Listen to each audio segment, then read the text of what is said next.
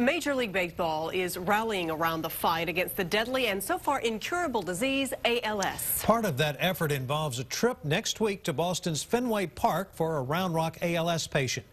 And new here at 5, KXAN's Jim Swift tells us the man will, for a moment, command the attention of over 37,000 baseball fans.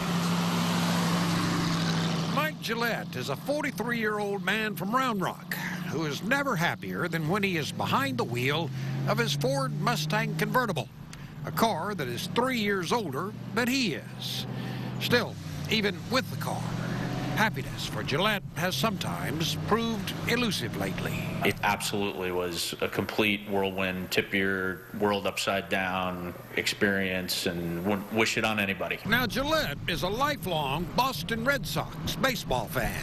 And like any serious baseball fanatic, he knows the story of Lou Gehrig, the famous New York Yankees first baseman whose career was cut short at the age of 36 by amyotrophic lateral sclerosis, a usually fatal disease also known as ALS or Lou Gehrig's disease.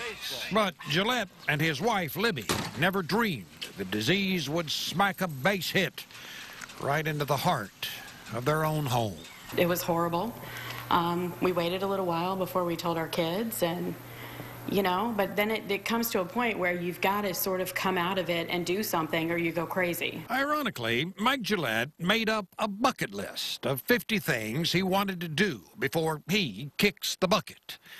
He did that not after getting his diagnosis, but nearly 20 years ago when he was just out of college. Oh, say, can you see? Still unchecked on that list is to sing the national anthem at the home of his beloved Red Sox, Fenway Park. At the twilight's last gleaming. Next Wednesday night, he will get to check that one off the list. ALS is an orphan disease, and it doesn't get the attention of most other diseases because, quite honestly, most people die before you can build up any momentum. So the Gillettes started MJ's Army, a nonprofit group to help fight ALS. In just a few short months, they have already raised some $14,000. It's amazing the small things that you can appreciate that before you were kind of like, that's just normal. Well, it's not.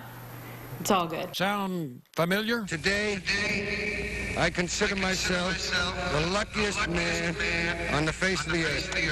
And the home of the brave. Jim Swift, KXAN News.